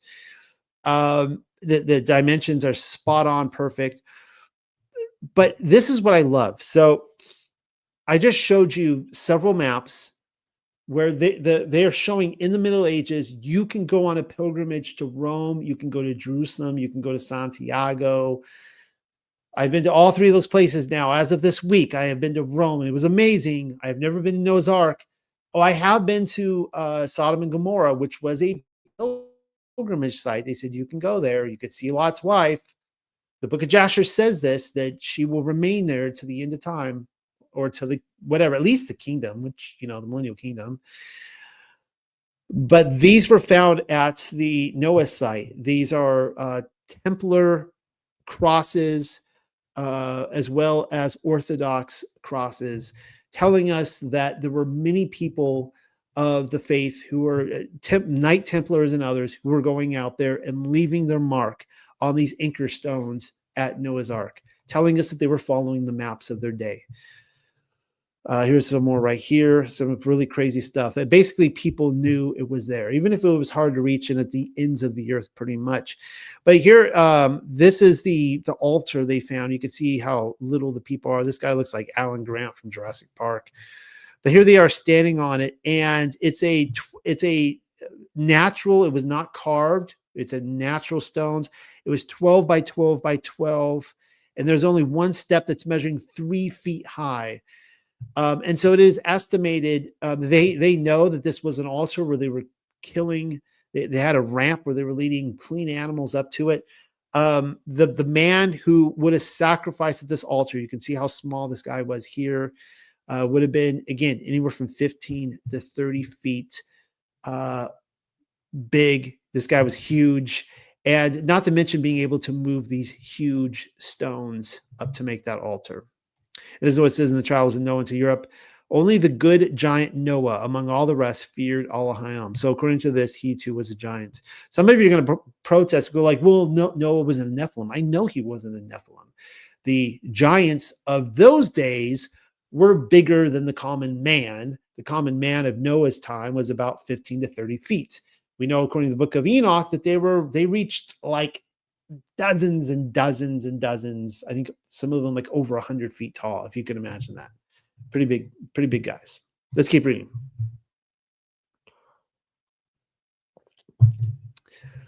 Now, these are the registers of the sons of Nuh, Shem, Ham, and Japheth.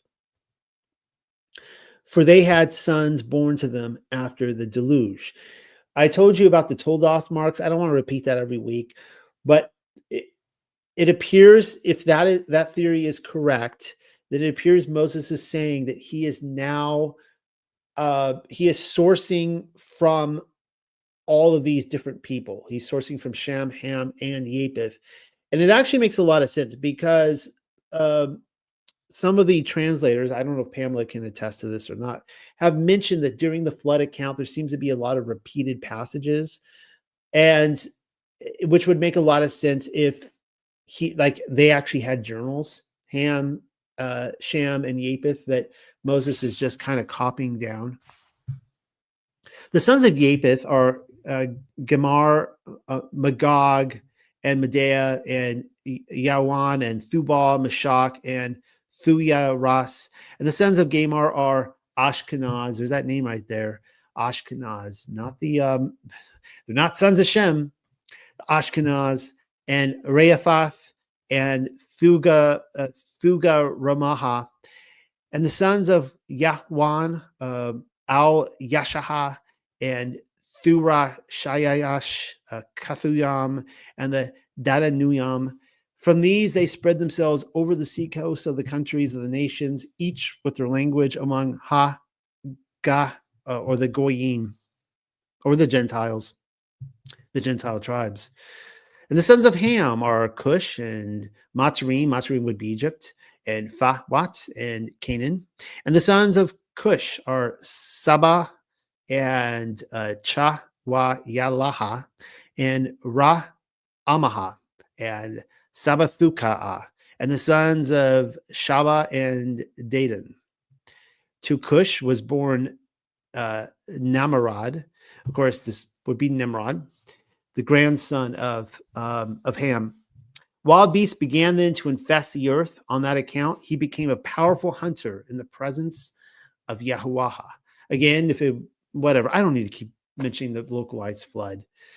Clearly, at this point, the earth was vacant of wild animals. They're starting to, by time Ham's grandson has come along, these animals are reproducing all over the earth. It's kind of like, wolves were extinct in North America when I was a child. They were extinct for at least 100 years. And I remember in the 1990s, it was around 1993, 2 or 3, or right in there, some naturalists, they took some wolves from Canada and they reintroduced them to Yellowstone National Park. They passed all these laws that, if these wolves, because the farmers hated them, and if the wolves ate your livestock, whatever, the government would replace it, which made the farmers happy. Keep in mind that more livestock were killed by the farmers' own dogs than these wolves. All that to say is, now in the year 2025, I think it happened last year, the descendants from these wolves in just 30 years time went all the way. They're now living in California, and they've actually moved all the way to South Carolina. I believe in my state they have been spotted there. So it took 30 years for these wolves, with all the cities out there and all the population, to migrate across the earth. And they did it in this is giving us much more time for these animals, without the hindrance of man, to replicate across the earth. Therefore, it is said, like Nimrod, a mighty hunter before Yahweh, and the capitals of his kingdom were Babel, and Iraq, and Akkad, and Kalanuha in the bushland. From that land, he proceeded to Asher, and he built, this would be Nineveh, but Nuwaha, and the town of the plains, and Kalak, and Rasan, between Nineveh and Kalak, which is a large city. So again, he's building these cities, and how many people are on this earth at this time? The Matrim also produced the Lawadayam and Anu Mayam and Lahabayam, and you're killing me, Pamela. It's not your fault. I mean, these are just tough to get through. Nephathukayam and the Philistines, the Fathu Rasayam, and the Kasalakayam, from whom sprung the Phalashathuyam and the Kaphathurayam. And to Canaan were born Zayadan, his eldest, and Hath, and the Yaba-Yuasaya, and the Amareya, and the Gera Gashaya, and the Chawaya, and the and the Arakuya, and the Sayanuya, and the Hamathuya, and each spread themselves as the tribes of the Canaanites, or the Kanu Anuya. And the boundaries of the Cananuya are from Zayadan by the valley of Gera Raha to Azaha, along the valley of Sodomaha. That'd be Sodom, and Amaraha, or that'd be Gomorrah, and Adamaha, and Zalayam and Lasha'a. These are the sons of Ham in their tribes and languages, in the regions of the Gahwaham, or the heathen, the Goyim. And Sham, the elder brother of Japheth, also produced. He was the fathers of all the sons of Abar. The sons of Shem were Elam and Ashawar and Araphaxad and Lahwad and Aram. And the sons of Aram are Awats and Haol and Gather and Mash. And to Araphaxad was born Shalak, and Shalak was born Abar, and Abar was born two sons. And the name of the first was Peleg, or Phaleg, because in his days the continent was split up. And his brother's name was Yakutan. Now, this is really interesting, because according to Pamela's translation, it reads like the land itself was split up. The continent was split up. When you read over here the KJV, it says the earth was divided. Now, many theories have been based on this. I think what Moses is doing here is he's about to talk about the Babel incident. And he's like, look, when that happened, the division of the tongues, that's when Peleg was alive at that time. When it is what it is.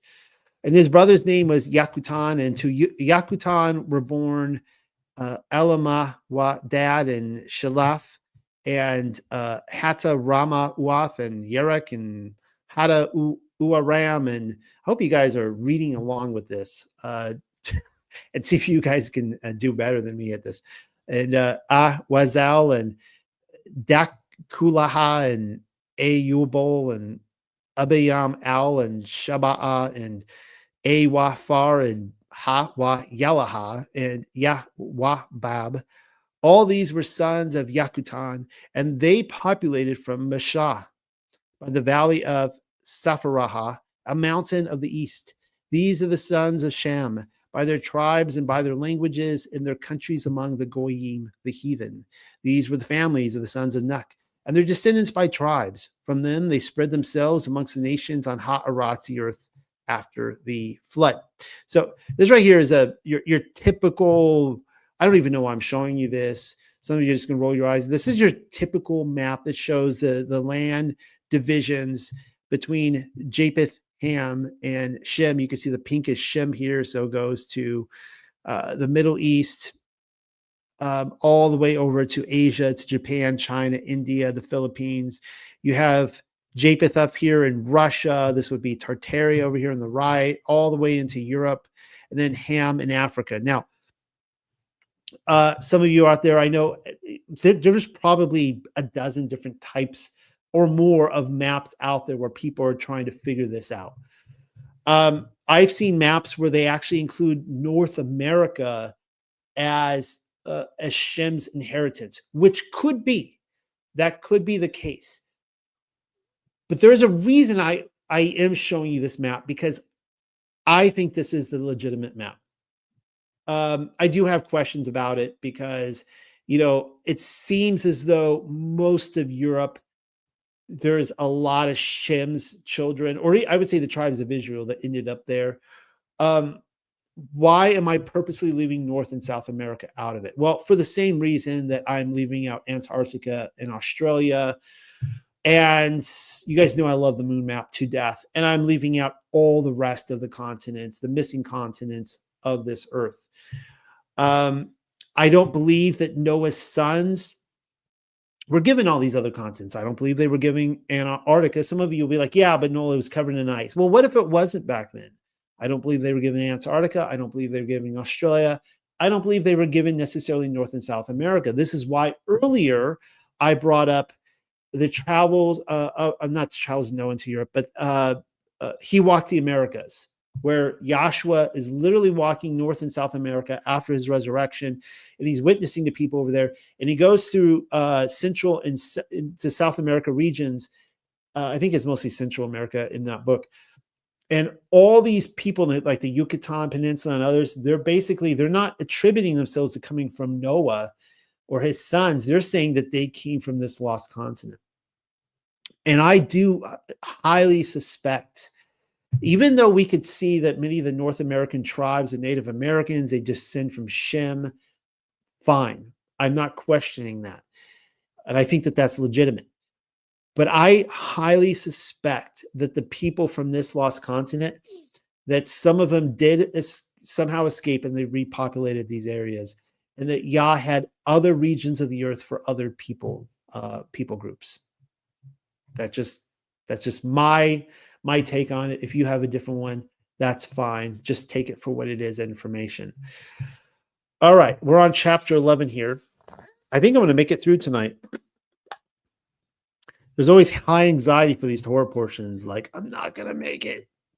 And that's after deciding how much information I'm going to drop and not even going to cover. There's so much in here. Let's keep reading. Chapter 11. All the earth existed of one lip and one discourse, but some of them marching from the east arrived at a plain in the bushland and halted there. Now keep in mind, there's a division that has happened, and they are in, we'll see this later with the Torah, with boundary markers, things like that. And they're like, yeah, we're not interested in those boundary markers. We're going to defy Yah. Then each said to his neighbor, come, let us set to work making bricks and see that they are properly burnt. And bricks shall serve us for stone and petroleum for mortar.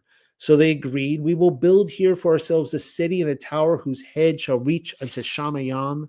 Thus we will make a beacon for ourselves so that we may not be scattered over all the surface of the country. Now, there's a lot of, I think like 19th century scholarship, they made a big deal with the Ziggurats as they're going into Babylon, ancient Babylon, and digging these up and saying that what they essentially did here was kind of like a repeat of the Watchers, that they were disseminating the mysteries of heaven into building these Ziggurats. That could be the case. I really do take the Jasher approach. I think that they built a huge behemoth mountain, which can still be seen, interestingly enough, in the Himalayas today. Don't have time to cover that. I've covered it in the past. Thus, we will make a beacon for ourselves that we may not be scattered over all the surface of the country, or you could say the earth. So they are obviously in rebellion against Yahuwah's land inheritance. They're already fighting amongst themselves over who gets what. But Yahuwah came down to inspect the city, and that's a fascinating passage in and of itself, isn't it? The Yahuwah, he personally came down to inspect the city. What did that look like? Was he some random dude just walking around? Was he invisible, like looking down from a cloud? Don't really know, but it kind of reminds me of the Sodom and Gomorrah instance where the three angels came down, and one of them appears to be Yahuwah himself, who, of course, I believe is Yahshua HaMashiach. So that's, what did this inspection look like? Yahuwah came down to inspect the city himself and the tower which the sons of men had built. And Yahuwah said, so now he's going back and reporting to his divine council, his entourage. You see, all these people are united in the same purpose, having to all one lip, and having begun to do this, they will not be restrained from anything they determine upon. I will go down and frustrate their designs so that one will not listen to another's proposals. So Yahuwah scattered them over the surface of the whole country. So I want you to notice here, as he's going and talking to his court, to up in heaven, to his divine council, it's still Yahuwah who comes down and personally does this. Yahuwah scattered them over the surface of the whole country, and they abandoned the building of the city. They therefore called its name Babel, confusion, because it was there that the chief confused the designs of all the country. Thus, from there, Yahuwah scattered them over all the surface of the land. These are the genealogies of Shem. Shem was 100 years old, or Shem. This is not Ham. This is Shem. Shem was 100 years old when Arphaxad was born to him 2 years after the deluge. Shem then lived after the birth of Arphaxad 500 years and had sons and daughters born to him. And Arphaxad lived 35 years and then had Shalach born to him. And Arphaxad lived after the birth of Shalach 443 years, and sons and daughters were born to him. And Shalach lived 30 years when Abar was born to him. And after the birth of Abar, Shalach lived 403 years, and sons and daughters were born to him. And Abar lived 34 years when Phalag was born to him. Abar lived after the birth of Peleg, or Phalag, 430 years, and sons and daughters were born to him. And Phalag lived 30 years, and Ra'ah was born to him. This would be Reu. Phaleg lived after the birth of Reu, or Ra'ah, 209 years, and sons and daughters were born to him. And Ra'ah lived 32 years when Sherawag was born to him, and after the birth of Sherawag, Reu, I'm going to take a shortcut to it. Reu lived 207 years, and sons and daughters were born to him. And Sarag lived 30 years, and Nahor, or Nukawar, was born to him. Sarag lived after the birth of Nahor 200 years, and sons and daughters were born to him. And Nahor, or Nukawar, lived 29 years when Thirach was born to him. And Nahor lived after the birth of Thirach 119 years, and sons and daughters were born to him. And Thirach lived 70 years when Abiram, Nahor, or Nukawar and Haran were born to him. Now, these are the descendants of Thirach. Thirach had Abiram, Nahor, and Haran born to him, and Haran and Lot born to him, or Lahwat. Haran died before the face of Thirach, his father, in his native country in an or light of the Kashadayam. Now, this is really interesting because when you get into the writings of Abraham, it says that Nimrod lived in the city of light. So that's really interesting. Abraham and Nukawar then took women for themselves. The name of the covenant woman of Abraham was Shariah. And the name of Nukawar's covenant woman was, we'll find out in a second, Malakaha, the daughter of Haran, the father of Malakaha and father Yasakaha. Sarah, or Shariah, was sterile and had no children for herself. These names are just like messing with me so much. I can't even say sterile correctly when I get to it. Thurok, however, took Abraham, his son, and Lot, his grandson, the son of Haran, and Shariah, his daughter-in-law, the covenant woman of Abraham, his own son, and departed from or Awar of the Kashadayam to travel to the land of Canaan. And arriving at Haran, they settled there.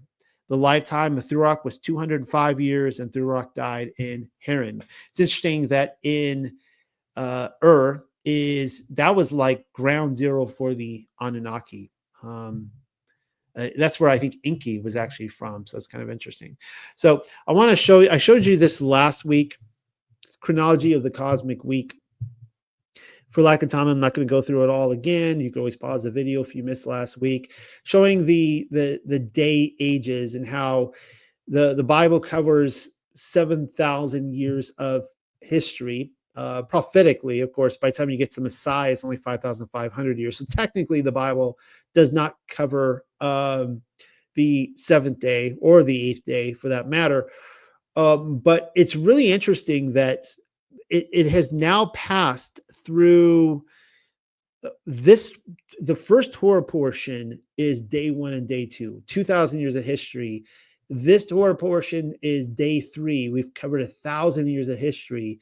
And now we're quickly going into day 4, when the fourth day of creation, as you know, or Allahayam placed lights in the heavens. And we're about to see this with Abraham. And we're contrasting it with the city of light, where Nimrod is, with the true light of the world and the many stars that are promised to Abraham.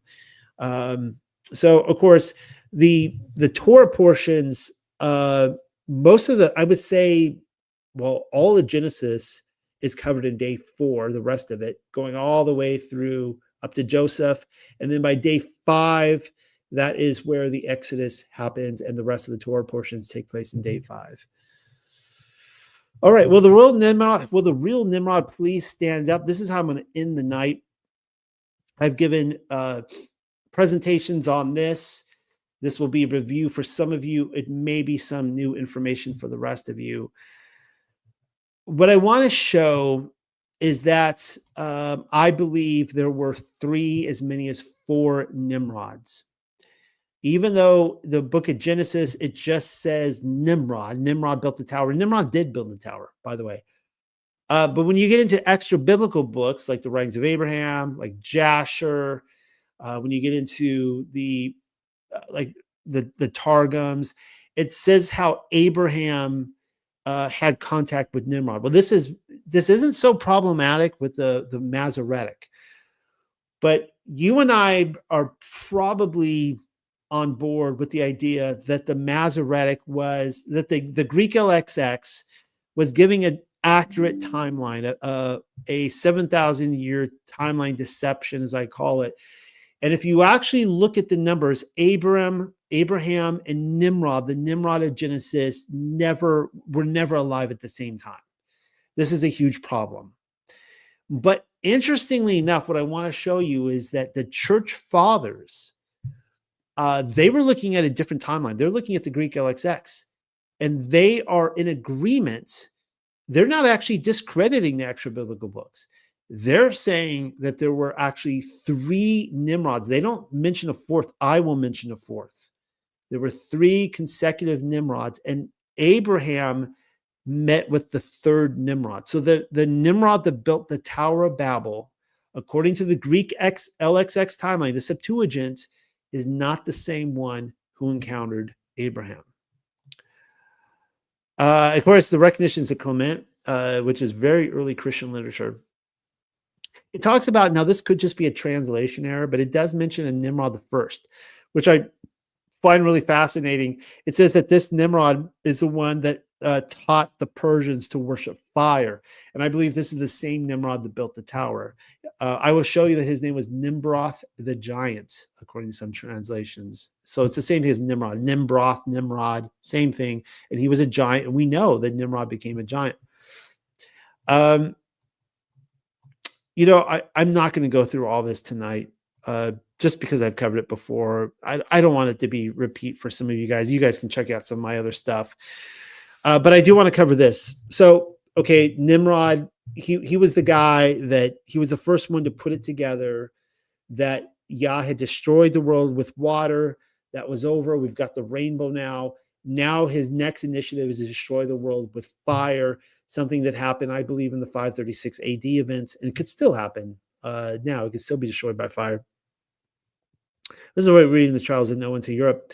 About the 120th year of his return from the above written voyage, going through Europe, of course, Noah began to divide kingdoms and also to erect monarchies in the world, of which Nimroth the giant, the son of this nephew Cush, who was the son of Ham, was first of all established. So here it's not calling him Nimrod, it's calling him Nimroth. That's really interesting. In the 130th year after his inundation, and he was called the first Saturn, or king over the Babylonians and Assyrians, who afterwards in a fair campania called Sinar laid the foundation and erected the great tower in the city of Babel. So there we see right there, it was Nimroth the giant who built the tower. Well, let's keep reading. This is also from the Trials of Noah into Europe.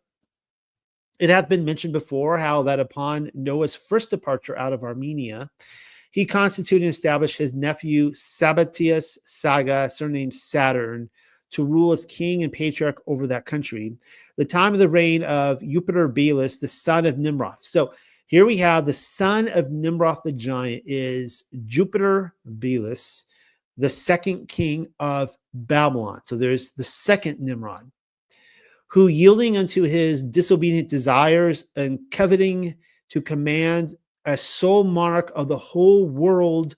So he too wants to be emperor of the whole world, even though we know that Nimroth was doing the same thing with the tower, was the first violator and infringer of the ordinances appointed in those days, and by whose means the golden age afterward lost such her title and never since was called so.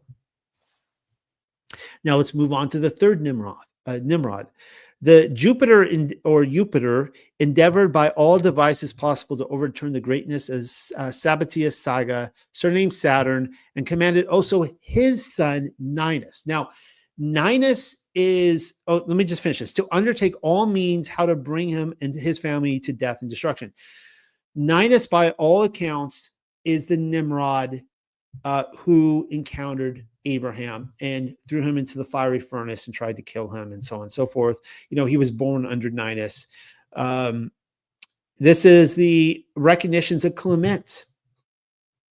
First among whom is named a certain king Nimrod, the magic art having been handed down to him as by a flash, whom the Greeks also called Ninus. So this is referring to the third Nimrod, and from whom the city of Nineveh took its name. Ninus was the father of Nineveh. And then let's see, St. Augustine here. Keep in mind, St. Augustine, right? St. Augustine. But of course, he is using the information of his day. You know what I love about the pre-millennial kingdom historians, the early church father Christian historians, is that historians today think they know better. And they're like, these guys, they didn't have the information we have. They have all these faulty histories. Now, I think they actually have the more accurate histories. And I think it has actually exposed some of the historical deceptions that they've changed and altered history. But these older historians were looking at very different stuff. And this is what even though Augustine was a propagandist, I get it. And this is what he said, nevertheless. Ninus then, who succeeded his father Belus, the first king of Assyria, was already the second king of that kingdom when Abraham was born in the land of Chaldea. So, yeah, it's a little different here, but he's even acknowledging that Ninus, this Nimrod, was not the first, successive king. Travels of Noah into Europe says, Ninus, king of Babylon, and in this king's government was the patriarch Abraham born. So the grandson of Nimrod the giant. Year one, according to Eusebius, year one of Abraham, he was the first patriarch over the Jewish people. We know that.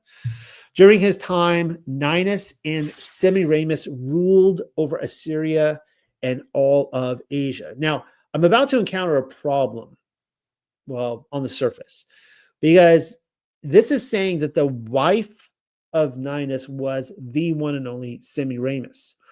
I'm about to show you, though, that Nimrod the giant, the original Nimrod, also was married to Semiramis. Dun, dun, dun. You're going to see what's happening here. Just skipping some of this for lack of time. Okay, why do you have the displeasure here of seeing Madonna over and over again? No apologies on my own part, but you can see here what she's doing. She's showing you the one eye. She is, she's obviously taking the Madonna and child. Let me just say this. Let me just back up. I've spent the last, as you know, several months in Europe, thereby giving me a lot of stories for the next 10 years that you're going to have to sit through. When I say, remember that time I was in Europe? I've already been doing that for the last half a decade from the last time I was living in Europe. Nevertheless, I have probably seen 1,000 Madonna and child medieval portraits all over Europe, and I love every single one of them. They do not freak me out. No, I do not think that they are pagan, and I can tell you why in a nutshell. You will have a lot of Hebrew rooters coming and telling you, and they could be correct. I'm not saying they're wrong. I disagree with them, but they will come and tell you, and some of you listening may agree with them, that the Madonna child is pagan because it's just Nimrod worship, which I'm about to show you as well, or Isis worship. The thing about this is that by the same standard, you could take Yahshua Messiah and show how pagan he is based on, these different gods that he seems to emulate. This is like Barney Fife from the Andy Griffith Show, where we shoot ourselves in the foot. Fact of the matter is that within Virgo, the Virgin constellation, which comes from the Melchizedeks, within that is also the Madonna and child in the constellations. And it goes, again, all the way back to Melchizedek, and what Isis, the cult of Isis and the cult of Nimrod and all these different people were looking at was the same constellations that Noah and his sons taught them when they came off the ark. So no, the constellations are not pagan. They are prophetic, and they are telling us the truth in which all these other different religions are trying to monopolize on. Capiche? Got it? All right. Let's move on past these very unpleasant pictures of Madonna. Oh, no, there's some more of them. She just can't get enough of it, comparing herself to the whore of Babylon and Semiramis and so on and so forth. I think she's a disgusting, vile woman, if you can even call her that. Well, this comes from the Book of the Two Pearls, chapter 2. This throws a wrench into a lot of Nimrod and Abraham research, and I love it. I love it when it gets weird. It's about to get weird for you guys. In the land of Ur, there was a man by the name of Abram. Ur was of Babel, and Nimrod ruled the kingdom with great cunning. Noah's son Shem heard about the exploits of Nimrod. He heard that after Cush died, Nimrod had taken his own mother to wife. Her name was Semiramis, which was a daughter of Shem. So there you go right there. So according to this, Semiramis was a daughter of Shem. Nimrod takes his own mother to wife. But my theory is that, because we already saw Ninus, right? This could be Ninus this time right here, but I think this is Nimrod the giant, personally. I do. And I know it just mentioned Abraham here, but hear me out on this. So Semiramis marries Nimrod the giant, marries, what was his son's? I can't remember, but then we got down to Ninus. And I think Semiramis married each one of these, and this is the cult, the the avatar of the father becoming the son is the father of the man, so on to speak. The unholy alliance angered Shem. It was an unthought of relationship. So, of course, Shem is upset because this is his own daughter, right? His own daughter married Nimrod the giant, and not exactly happy about the fact that, he's marrying his mother or Shem's daughter. It was an unthought of relationship in those days that his son should play the monger with his own mother. One day, Shem came to Nimrod and said, "You son of Cush, your spirit is black because of the sin of all sins this day. In 3 days, I will tear down your temple, and there will be nothing left but the shameful object of your lust." Nimrod stood up and said, "Shem, you see how mighty of a huntsman I am." Now, I'm kind of curious if these 3 days, I've commented on this before, if this was a prophecy to the 3 Nimrod theory. Because you see all the historians talking about the 3 Nimrods. I'm not making this up. I'm just telling you what the ancients talked about. I am the one true savior of this confused society. This is Nimrod talking. I am God to the people of my realm. I could destroy even you at this moment if I so desire. Shem said, "No longer shall you be Nimrod, God of the hunt, but in 3 days you will be like a Nephilim Reshim, the fallen king." 2 years came to pass, and Nimrod forgot the warning of Shem. Around this time, Abraham was called from Ur by Yahweh to begin his congregation. Abraham left the idols of Nimrod behind, and God changed his name to Abraham, the father of many nations. Abraham sent word to Nimrod saying, "In 1 year is your death, O king, your harlot bitch." This is the Bible, people. I'm just reading from extra biblical books. Will also die in 7 years of your death. However, your religion will taint the generations of my people. And at the last day, you shall even rise in judgment against the generation of Amor and Berith and all those that spring from them. I need to mention that the book of Two Pearls uses a lot of numbers with years and days and things like that, which are very symbolic and I think coded and riddled. And so we could be seeing some of the multiple generations happening here. Now, this is just epic beyond belief. It came to pass that Shem marched with an entire army. Shem's got an army with him. And keep in mind, he's Melchizedek too. According to the Trials of Noah and to Europe, he's also Melchizedek. He marches with an army to Babel and overtook Nimrod in battle. The sword of Shem rent Nimrod asunder. Afterwards, his whore, unfortunately, this is Shem's daughter, found one part of his body and set up obelisk in honor of that foul thing she found. She kept it by her and even did unspeakable acts with it. Hence the obelisk. 7 years passed and she was torn apart by wild pigs in the desert. To this day, we have the saying, in the desert, the night bitch is there trying to find her resting place. She became known as Lilith. So in a way, it's like Nimrod became a Nephilim, but she kind of did too. It's almost like she became a spirit, according to this, however you want to explain it. Somehow she became Lilith, wandered the earth. Before she died, she gave, or maybe she was already possessed by Lilith. You know what I'm saying? I mean, maybe Lilith pre-existed her, and I don't know how all this works out. Before she died, she gave birth to a son named Tribetha, for he was third in the house to rule the heathens of Babel. Tribetha did the evil that his father Nimrod did before him, and even spread his seed among the sons of Asher. So here we see again, there's the third, right? The first, second, and third. So there's that. The Book of the Two Pearls, chapter 2. Hopefully that didn't confuse you more. This comes from the record of Abraham. It says, Nimrod's mother wife became Lilith, for she was of the Nephilim also.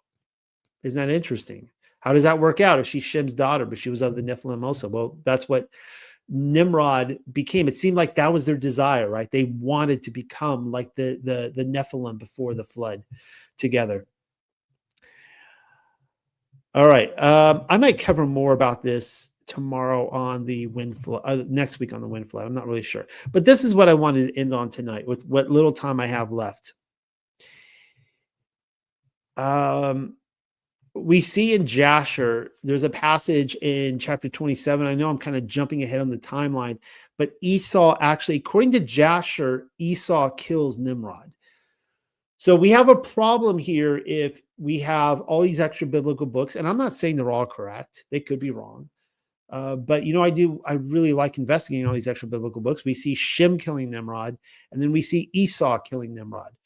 In my theory that I put forward, I believe that this Nimrod is the fourth Nimrod. I actually did a lot of history on this, showing the mythology around Semiramis and all that kind of stuff. But anyways, this was like at this point, Nimrod's kingdom had fallen apart. There was the Genesis, was it the 13 war with Og and the kings of the pits and Sodom and Gomorrah, and they're fighting against Nimrod. There was this huge war. I think his kingdom had diminished by this point, had been transferred to other kings. And this was his kind of the legacy of Nimrod. This was his sad end, in which Esau personally hunts him down and kills him. And then of course he takes it says the garments that Nimrod had gotten from Ham. Ham steals the garments from Noah, and these garments were the serpent skin from the garden that Adam and Eve wore, that seemed to give them their power. So that's concludes it tonight. I did it in 2 hours. I kind of skimmed through that really quickly at the end. I hope you guys enjoy that. You guys know how just there's so much. I mean, we could spend 6 or 7 or 8 or 9 hours just going through Jasher and Jubilees and all these extra biblical books. It cannot be done. But I love this. I love doing it. I hope you guys enjoyed this. I hope it was a blessing for you. And we've got a whole year ahead of us, guys. So let's pace ourselves out. We'll do this again next week. Yeah, let's do this again next week. Love you guys. Oh, yeah. And remember, in a little bit, 7 p.m. Eastern time every single week, which is for me 1 o'clock in the morning, 1 to 3 in the morning here in Europe. Come to Discord, come to our group, open conversation. There was a lot in the news this week. Heavy news involving Israel and Trump. And I would love to talk about this tonight. If I, tell you now, it's going to be outdated really quickly, but, or maybe not. It could be the news story for the next decade or the next 3 years or whatever. So let's talk, guys. Looking forward to seeing you guys over there. Good night, everybody.